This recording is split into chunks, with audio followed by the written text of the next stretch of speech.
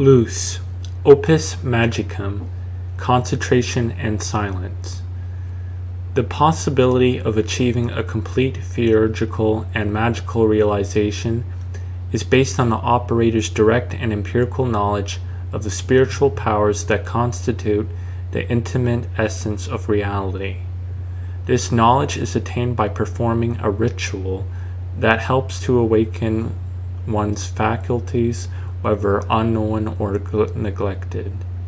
He who, after choosing a path to follow, steels himself and is certain that he shall endure when facing the many obstacles on the way, and when no moment of weakness shall deter him from his appointed path, he is fit to begin the ritual. In order to further clarify what is said about sacred operations, I will supply some brief references from magical and hermetic texts that may reveal many meanings, thus explaining the exact way in which the ritual operations should be performed. We should first say something about the essence of human nature, which must be correctly understood in the multiple variety of its external and apparent symbols and its verbal explanations. Agrippa wrote, "There are 4 elements that constitute the grounds of all material things: fire, earth, water, air, of which all earthly things are compounded, not by fusion but by transmutation and reunion, and in which all things are resolved when they decay." 3. Henry Cornelius Agrippa, De Occulta Philosophia 1:3. These elements foreshadow in the physical and apparent reality the particular experiences of the operating spirit, whether it is conscious or not, for none of them is found in the pure state, but they are more or less mixed, and apt to be changed one into the other. 4. Ibid. This work of transformation is performed by fire, i.e., by the spirit, that acts on the earth, i.e., matter, in order to actualize the perfect magistery, or the attainment of the stone of the wise. Let us remember, aurum igitur aurifecande virum unum solum principium esto. 5. Irenaeus Philophiles Introitus Aperis ad occlusum regis Palladium, Chapter 1. Gold is the one, true, and only principle of gold making. The principle of perfectibility, dignification, and sublimation of the spirit is in the spirit itself, and it creates, or determines, if you prefer, within itself the conditions of the ascent. Do not think that this is an easy operation, especially in its initial double phase. This phase teaches how to first isolate the spirit, making it unassailable from any external influence, until, having perfected this state, it eventually acquires a new self-consciousness, with completely new ways of perceiving. The need for an assiduous and tenacious perseverance has been symbolized by the alchemists with the expression iron of the wise. This resolve is necessary in operation before the composition of mercury, which will later be made to act upon the metals that symbolize the earthly affections. These affections, being gradually sublimated to the ultimate perfection of cosmic powers, heavens and planets, from the state of initial impurity proper to them, when they are mixed in the earth with substances foreign to them, can eventually join the essence of the sovereign artifacts, and even be identified with it in the perfection of the work.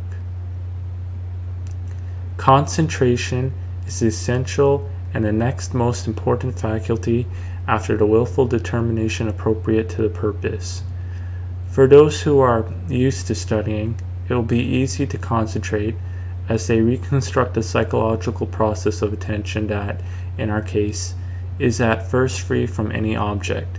In this, as well as in every other phase, they observe the general principle of applying themselves for longer periods of time and with increasing intensity. We should note here that concentration can be practiced in two ways. The first, which we may call external, has a purely cerebral and mental character. The second is essentially an act of the spirit. One begins by finding a quiet and silent place, trying to eliminate any external obstacle to concentration, and assumes the most comfortable and fitting position, so that the body will experience the least discomfort and not exercise any muscular effort. Then, totally abandoning yourself, relax in a position of absolute rest. We recommend the use of an armchair with a high back and armrests capable of sustaining the full length of the forearms. One can even lie down, with the head at the same level as the body, facing eastward. In the case of several people practicing together, special guidelines must be observed. The initial theme of concentration is to become free from the habitual way of thinking and to feel one's thoughts as something real, fixed, material, massive, located in the mind, in the brain, as something condensed and gathered in its proper seat. Thought should be imagined to acquire such a density and consistency as to be grasped, completely dominated, and maintained outside the body. In this act, what occurs is a gradual separation between the conscious spirit, which is purely aware of what it is doing, and the act itself, which is something performed by the spirit, outside of spirit, on another plane of density, endowed with another, different nature. The spirit, by concentrating, in the attention of determining and feeling thought in such a concrete way, gradually detaches itself from it as a conscious act. For this purpose, many devices can be employed, such as mirrors. 6. The use of mirrors was discussed in issues 8-9 of Ignis, 1925, in the context of a particular method of realization. We should, however, note that in expounding ritual phases or real experiences, only what is most important was discussed. Thus, countless details were purposely neglected.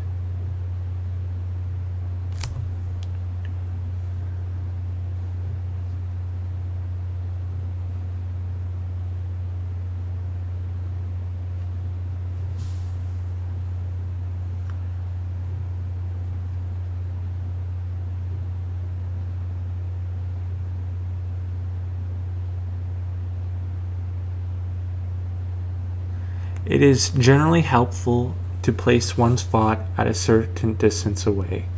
The concentration of thought in an area between the eyes is the object of special practices aimed at specific purposes.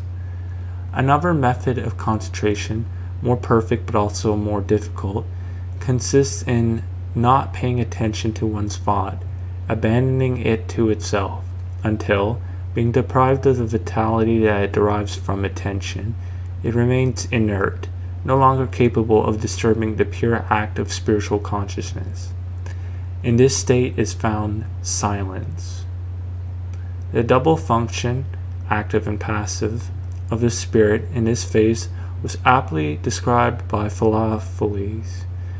Est autem aurum nostrum duplex, quod ad opus nostrum expetimus, maturum puta, fixum latonum flavum quis cor saive centrum est ignis purus, quer corpus sum in igne defendet, in quo depurationem recipit, ut nihil ius tyrannendi sedet, aut ab patitur hoc in opere nostro vices maris garet, quer oro nostro albo credore spermate fulmineo conjungitur,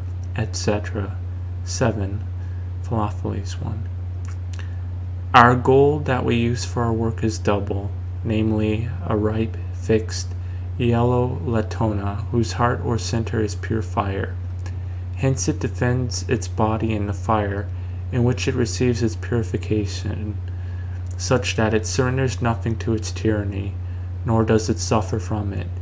This acts the part of the male in our work, by which it is joined to our white, cruder gold, as to the female seed, etc. The nature of the fire, as animating spirit, and not as a particular element to be experienced, was thus described by Agrippa.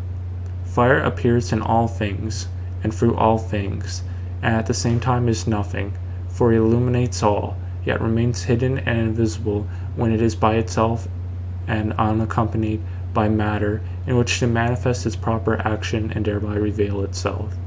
It is boundless and invisible, sufficient in itself for every action that is proper to it.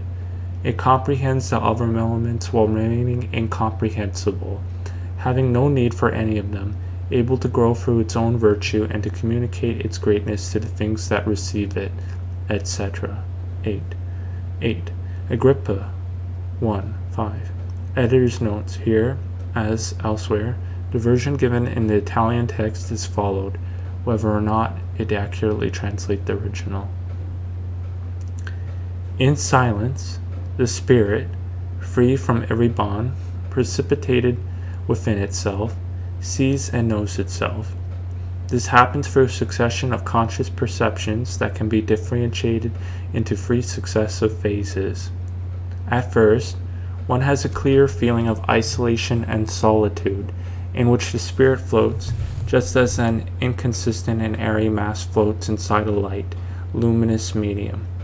Gradually, one has the feeling of being submerged, sinking and descending into something that, instead of being more substantial, becomes increasingly tenuous.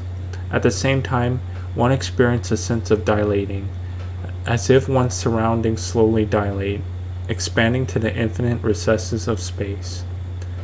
This is the first perception of the infinite. Deeper down, deeper still, the slightly luminous impression becomes feeble and eventually disappears. A thick darkness sets in, and also, at the same time, a vague and more defined awareness of the greater density of the dark region into which one is sinking. Then it seems that being, having become solid black, expands beyond its limits into the universe. This is the second perception of the infinite. The consistency becomes denser, more massive, and darkness almost becomes total blackness, up to a total opacity. The spirit sinks even more. At a certain point it stops, and the solidity is absolute.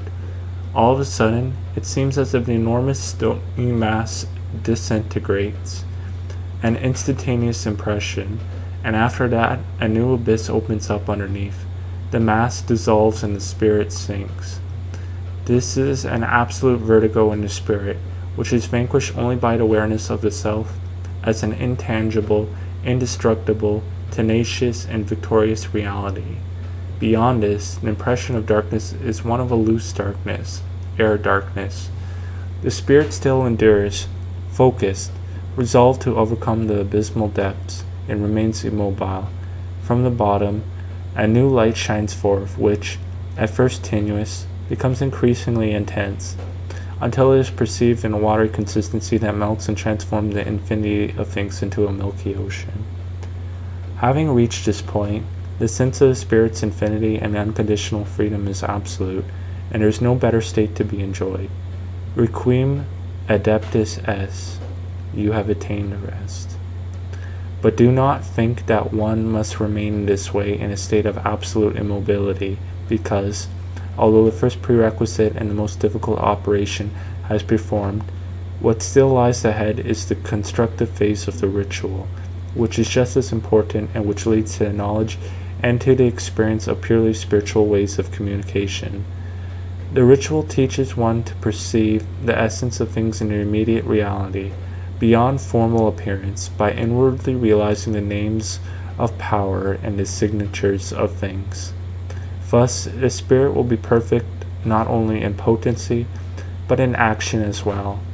For a brief comparison with the alchemical tradition, we should note that in the text, the above-mentioned phases of darkness are correlated to other symbols referring to the color black.